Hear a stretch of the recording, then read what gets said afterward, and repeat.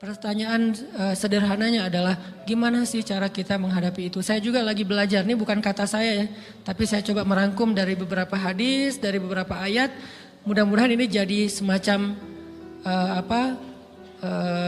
tips dari Allah, dari Rasul, cara kita supaya lebih sabar dalam menghadapi ujian, khususnya ujian perasaan.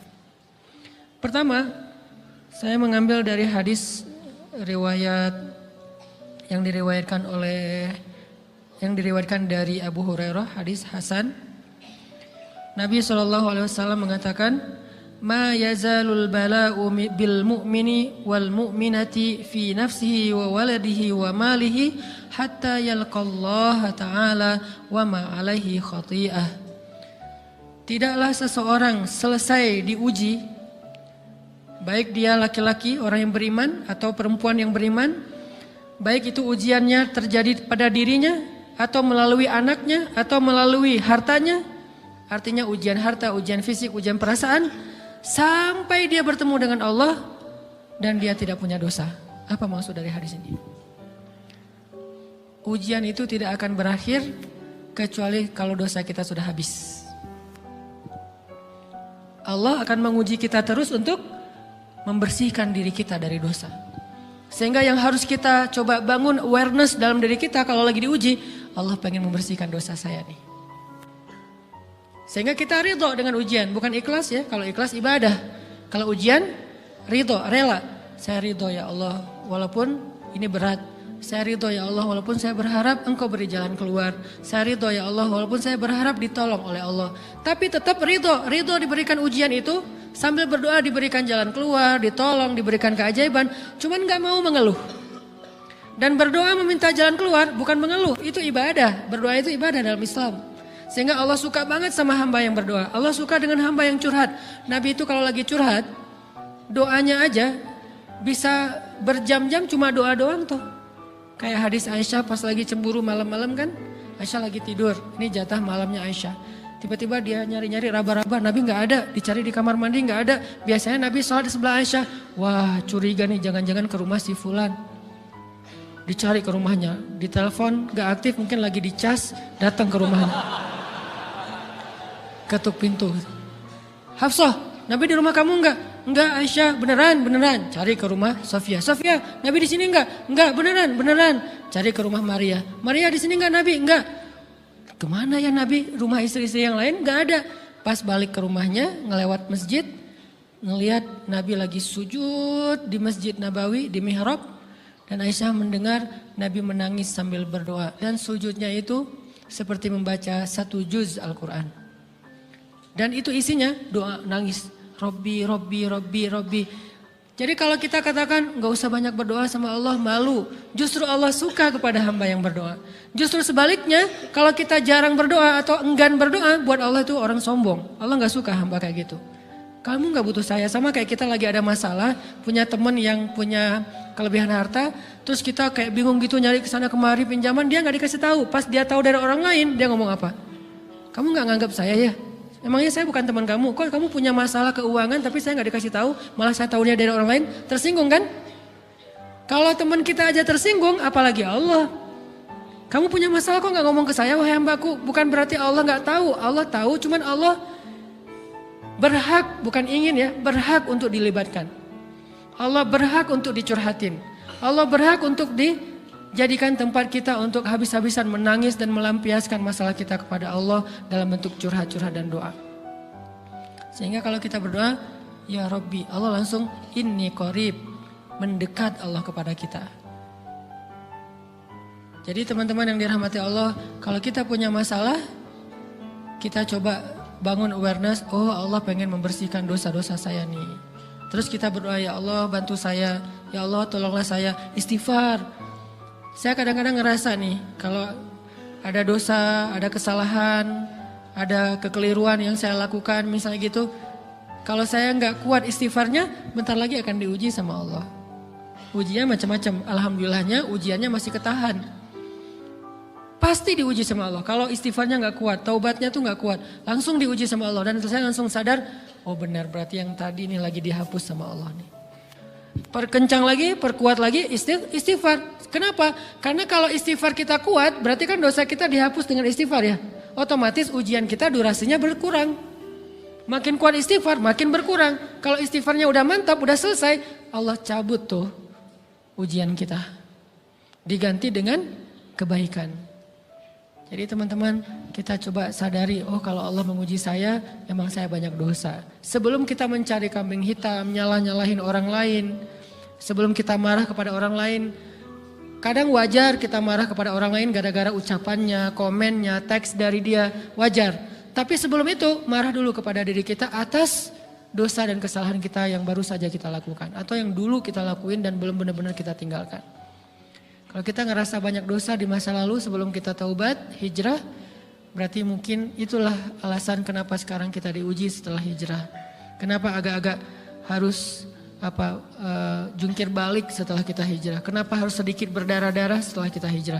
Anggap aja itu untuk mengkifarat, membersihkan dosa-dosa kita yang telah lalu. Supaya apa? Supaya kalau kita pulang kepada Allah, kita pulang dalam keadaan bersih. Dan itu pasti akan menjadi orang yang paling beruntung. Daripada nanti diberesin di akhirat, mending diberesin di dunia kan. Soalnya kalau diberesin di akhirat itu lebih berat. Akhirat itu perlakuannya beda dengan di dunia. Di dunia kalau kita salah akan dibalas oleh Allah. Kalau kita belum taubat, dibalas oleh Allah sama. Tapi di akhirat ukurannya beda. Sehingga heran ya, kalau ada orang yang merasa beruntung lolos dari hukuman dunia, dia pikir dia udah lolos dari hukuman Allah. Mending dia beresin deh di dunia daripada nanti di akhir berlarut-larut. Itu bahaya banget. Kalau buat saya pribadi dan saya yakin teman-teman juga kayak gitu, gak mau ada masalah di akhirat, mending masalah di dunia aja. Tapi masalah di dunia juga kita gak mau berlarut-larut, pengen cepat dimudahin sama Allah. Caranya istighfar. Tidaklah Allah memberikan kepada kita ujian kecuali salah satu alasannya pengen menghapuskan dosa. Idza kathurat dzunubul 'abdi walam yakun lahu min amalin liyukaffiraha fabtalahu Allahu bil hazan liyukaffiraha. Kalau seorang hamba banyak dosa dan dia enggak cukup amal untuk mengkifarat dosa-dosanya, Allah akan menguji dia dengan rasa sedih, dengan rasa kecewa, dengan rasa berat, sakit hati untuk mengkifarat dosa-dosanya. Itu yang kita bangun sehingga kalau ada masalah sama orang lain, kita memperbaiki diri dulu. Bukan sibuk dengan kesalahan dia terus menerus yang gak mau kita maafin. Misalnya ada teman kita nih, jadi clash sama kita. Hal pertama yang kita bangun, astagfirullahaladzim saya banyak dosa nih. Tapi kan yang salah dia, ya tapi mungkin dia gak akan mengatakan kalimat itu, gak akan bersikap kayak gitu kalau kita gak punya dosa. Allah sengaja mengutus dia untuk menguji kita lewat kata-katanya, lewat perilakunya, karena kita punya dosa. Jadi penyebab pertama diuji itu bukan teman kita yang salah, itu penyebab kedua. Memang dia salah dan itu harus kita akui, realistis lah. Dia salah, dia gak pas, dia gak bijak, dia apa. Oke, tapi yang mentakdirkan dia salah kepada kita, Allah Subhanahu Wa Taala. Kenapa Allah takdirkan gitu? Karena kita masih punya banyak dosa. Allah kirim kita ujian, bisa manusia, bisa alam, bisa dalam diri kita sendiri. Itu semuanya adalah cara Allah untuk menguji kita dan membersihkan dosa-dosa kita. Ini yang kita bangun pertama. Yang kedua, kata Nabi di dalam hadis Bukhari, "May yuridillahu bihi khairan." Yang terkenal kan yufaqihu fiddin, itu yang terkenal. Ternyata ada dua modelnya. Ada may yuridillahu bihi khairan yufaqihu fiddin. Siapa yang Allah pengen kasih dia kebaikan kebaikan, Allah akan buat dia mengerti halal dan haram. Itu berarti Allah sayang sama dia. Ini satu model hadis. Ada model yang kedua, mirip redaksinya. May yuridillahu bihi khairan yusib min. Hadis Bukhari. Siapa yang Allah pengen ngasih dia kebaikan, Allah uji. Hah? Kok gitu caranya? Ternyata kayak gitu rahasianya. May yuridillahu bihi khairan, may yuridillahu bihi khairan, siapa yang Allah pengen ngasih dia kebaikan, Allah kasih dia musibah atau ujian. Kenapa bisa seperti itu Ustaz? Fa inna ma'al usri yusra, Inna ma'al usri yusra. Seolah-olah Allah bilang di dalam ayat itu, kalau kalian mau dapat kemudahan, biasanya lewatnya kesusahan dulu. Kalau kalian pengen dapat keberuntungan, biasanya dapatnya kerugian dulu. Tapi keberuntungan dan kerugiannya pasti gak sebanding. Keberuntungannya jauh lebih besar daripada kerugiannya. Kerugian itu kayak modal doang, DP. Jadi kalau kita mau dapat kejutan dari Allah, Allah kasih kita DP. DP-nya apa? Ujian, DP-nya musibah, DP-nya rasa gak nyaman. Itu DP tuh. DP terhadap apa? DP dari Allah terhadap hadiah-hadiah besar yang Allah pengen ngasih ke kita setelahnya. Cuman banyak orang yang menolak DP ini. Sama kayak kita misalnya. Kalau kita mau ngasih dia hadiah, kita kasih dia kayak kejutan dulu. Dia lagi ulang tahun nih, disiram air dulu. Setelah itu dikasih hadiah-hadiah yang mahal. Rela gak disiram air demi hadiah? Rela, udah siramin lagi aja. Kalau setelahnya ada hadiah. Yang kita gak rela, kalau setelah disiram, disuruh bersih-bersih sendiri dan gak dikasih apa-apa, kan gak rela tuh. Berarti ini bab iman. Yakin gak kalau Allah tetap ngasih hadiah? Kan sabar dan iman itu ternyata tahu aman, kembar.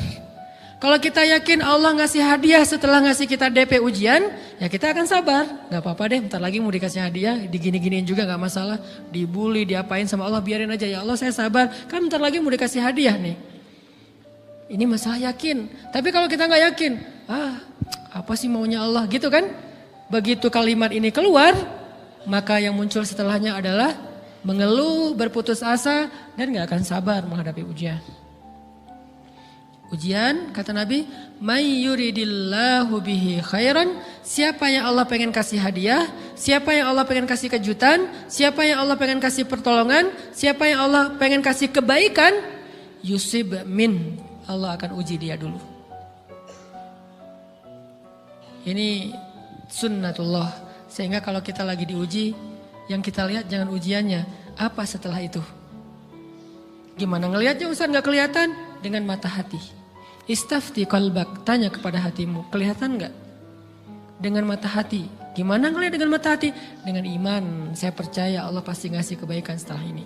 Orang Allah sendiri yang ngomong, gak ada satu huruf pun di Al-Quran yang salah. Apalagi satu ayat, apalagi dua ayat. Fa inna ma'al usri yusra, ditegesin lagi. Inna ma'al usri yusra. Tapi usr dulu, baru yusr. Dikasih kesusahan sedikit, dikasih kemudahan yang banyak. Dikasih kesusahan sedikit, dikasih kemudahan yang banyak. Ini yang kita coba bangun tajdidul iman. Bangun memperbaharui yakin. Sehingga ketika kita diuji, sedih, wajar.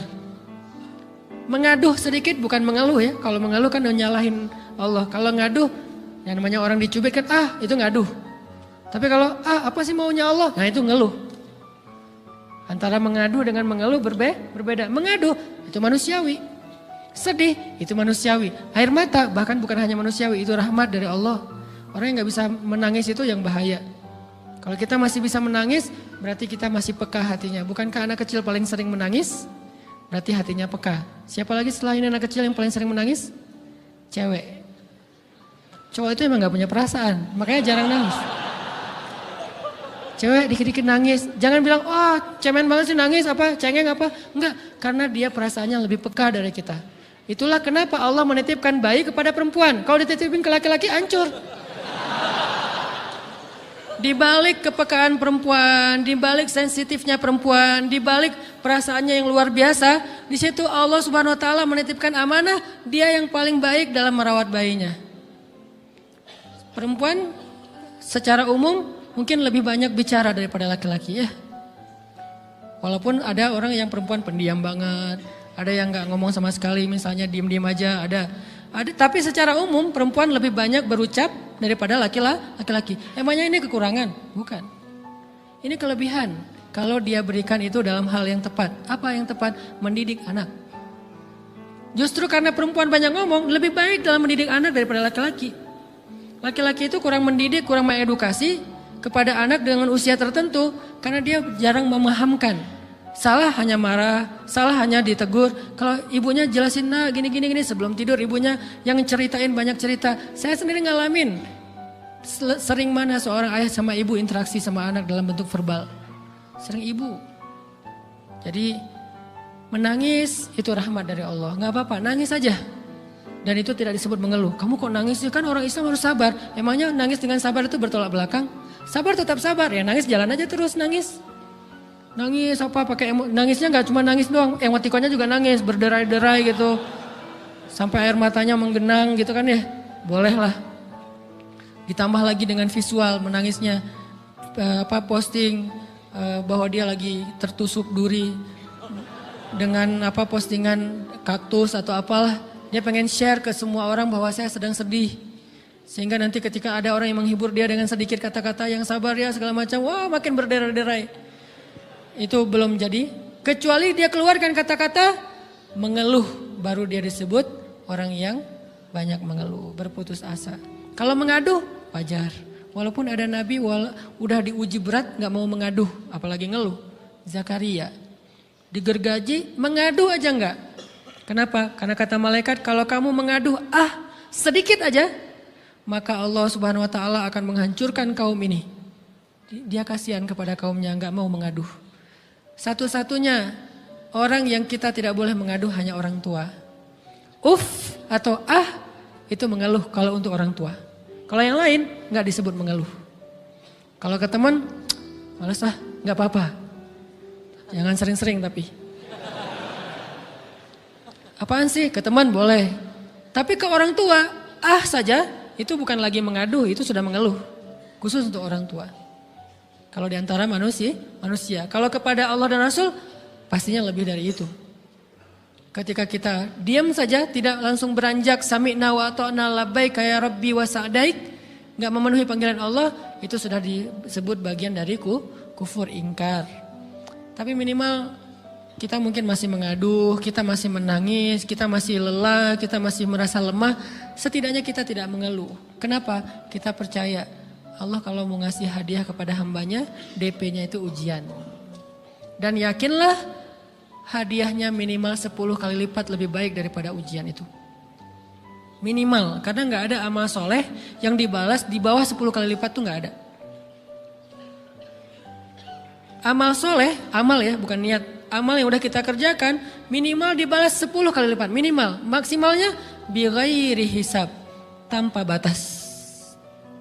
Bighairi hisab, tanpa batas. Ada yang 700 kali lipat kayak sedekah. Tapi tetap aja ayat sedekah di akhirnya ujung-ujungnya apa? Bighairi hisab juga kan? Berarti sedekah itu minimal dibalas 700 kali lipat. Minimal. Kalau kita yakin. Selalu syaratnya kalau kita yakin. Dan saya ngebuktiin itu banget. Saya pernah ngalamin lagi jalan-jalan di sebuah kota yang ada becak kayunya, becak sepeda gitu ya. Jalan terus saya bilang, Pak berapa ongkosnya? 20.000. Udah naik aja 20.000. Karena kita keliling-keliling kota, ternyata saya jadi kasihan sama dia 20.000. Kasihan kan 20.000 dibayar keliling kota walaupun pas mampir beberapa tempat mungkin dia dapat tips ya. Tapi saya nggak tega gitu, dia cerita tentang anaknya lagi sekolah, apa segala macam, makin bikin baper kan. Pas selesai, saya kasih dia 100.000. Dari 20.000 dikasih 100.000 karena kasihan. Dan saya yakin, nggak mungkin sedekah itu sia-sia. Kan Nabi bersumpah kan, demi zat yang jiwaku di dalam genggamannya, tidak berkurang harta karena sedekah. Demi Allah, kata Nabi. Nggak berkurang harta karena sedekah. Berkurang harta karena belanja? Ya. Berkurang harta karena pacaran? Banget. Modal banget kan? Apalagi buat cowok. Tapi berkurang harta karena sedekah? Gak mungkin kata Nabi. Demi Allah gak berkurang harta karena sedekah. Berkurang harta karena istri? Enggak. Karena memberi kepada istri itu pahalanya lebih gede daripada sedekah. Makanya ngemodalin pacaran setelah nikah itu tumbuh berkah. Modal pacaran sebelum nikah itu apes. Jadi kalau pengen modal nih, ngemodalin cewek, traktir, ngapa-ngapain, bayarin, jangan sebelum nikah. Sebelum nikah jadi orang pelit aja, nggak apa-apa. Tapi setelah nikah, jor-joran ngasih, apalagi yang, bayarin semuanya. Kenapa? Pahalanya lebih gede daripada sedekah. Bahkan lebih gede daripada infak fi sabilillah. Seorang suami memberi nafkah istri, itu pahalanya terkadang lebih besar daripada kita berinfak untuk fi sabilillah, untuk korban perang. Saya heran kalau ada orang sedekahnya rajin tapi ke istrinya kikir, aneh, berarti dia gak ngerti konsep. Padahal memberi kepada istri itu selama itu kebutuhan pokok ya. dan sedikit entertain, nggak apa-apa asal nggak berlebihan, itu luar biasa. Makanya saya kalau jalan sama istri yang yang mana? Itu yang Onit suka. Oh ya, Onit suka. Kasih aja. Kenapa? Minta ini. Kasih. Selama ada kan kenapa nggak dikasih kan ya? Nanti Allah ganti. Makin rajin kita ngebayarin istri kita, ngebelanjain istri kita, makin Allah ngasih yang kita nggak pernah duga-duga. Sampai istri kita cemburu sama kita. Kok kamu duitnya banyak banget sih? Kan gara-gara aku sering ngasih ke kamu. Ya udah sini lain lagi. Mau ditransfer berapa gitu kan ya. Saya ngasih 100.000 ke si bapak. Dan saya yakin teman-teman sedekahnya pasti lebih dari itu karena 100.000 saya sebut. Kalau 1 juta ke atas saya nggak mau nyebut, malu dong, ria ya.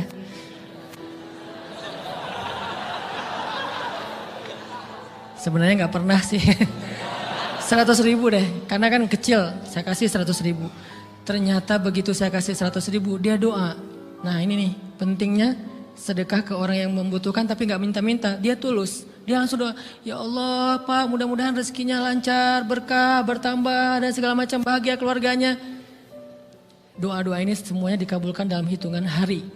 Pertama, bertambah bahagia rumah tangganya, dapat kecupan dari istri.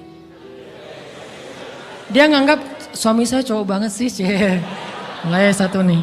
2, demi Allah selang 15 jam enggak kalau nggak salah karena waktu itu malam, besok paginya ada orang yang ngejar-ngejar saya pengen ngasih hadiah.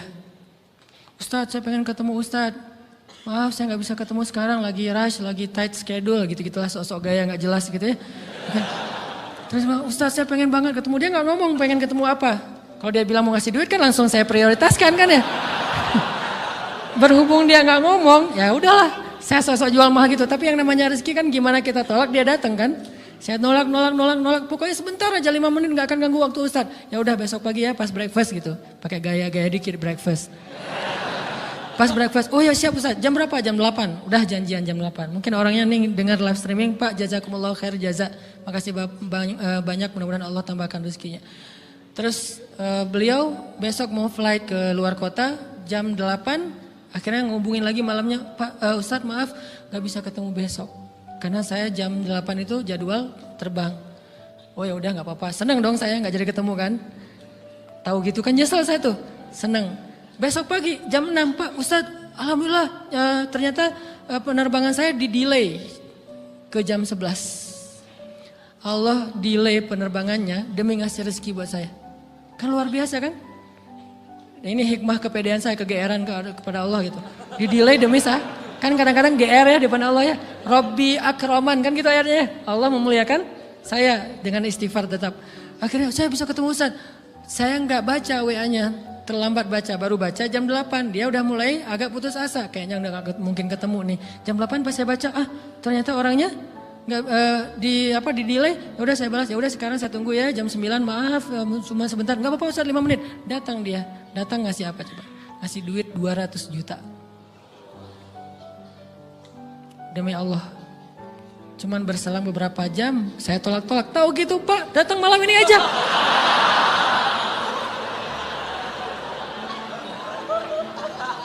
Harusnya malam itu juga saya cari orangnya. Kalau perlu saya yang nyamperin Bapak. Sherlock, saya kejar. Manusia gitu banget ya. Tapi Masya Allah di situ saya jadi tahu, oh doa orang itu lebih akurat, lebih mantap, lebih diijabah daripada doa saya. Mungkin bukan karena sedekah, tapi karena doa setelah sedekah. Ya Allah dan segala macam dimudahkan sama Allah. Itu luar biasa loh. Saya nggak percaya, saya pikir main-main. Orang nih iseng kayaknya pengen ketemu doang, pengen selfie. Ternyata pas saya cek, ditransfer, di capture, Ustadz udah ditransfer. Saya, jangan-jangan nih jebakan Batman gitu ya.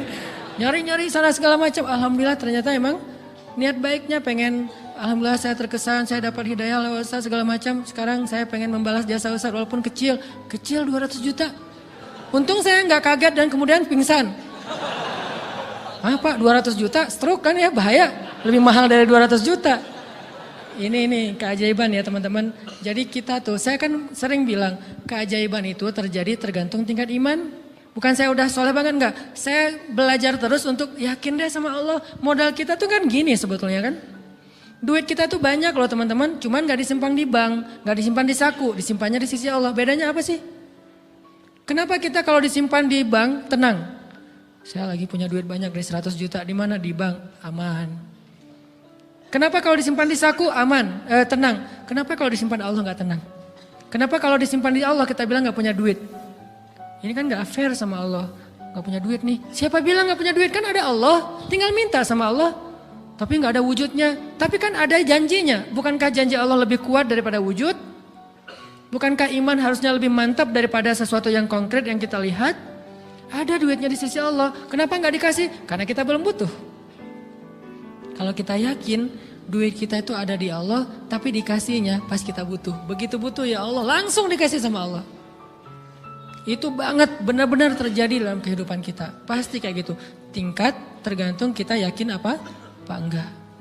Nih, kalau Allah bilang, "May yuridillahu bihi khairan", Allah kalau pengen ngasih hadiah kepada seorang hamba, Allah kalau pengen ngasih kejutan kepada seorang hamba, yusib. Allah kasih dia ujian sedikit aja. وَلَنَبْلُوَنَّكُمْ بِشَيْءٍ sedikit بِشَيْءٍ مِنَ الْخَوْفِ وَالْجُوعِ وَنَقْصٍ مِنَ الْأَمْوَالِ وَالْأَنْفُسِ وَالثَّمَرَاتِ وَبَشِّرِ الصَّابِرِينَ. Kami uji sedikit aja dengan rasa lapar, dengan rasa takut, dengan sedikit kekurangan ini dan itu, sedikit. Tapi wabasyiris sabirin, sampaikan kejutan kepada orang yang bersabar. Sampaikan kejutan kepada orang bersabar. Jadi bisa dibilang kejutan-kejutan hidup kita itu munculnya dengan iman dan sabar. Dengan iman dan sabar. Iman artinya yakin, husnuzon sama Allah. Ana inda dhanni abdi bi. Aku tergantung prasangka hambaku kepadaku.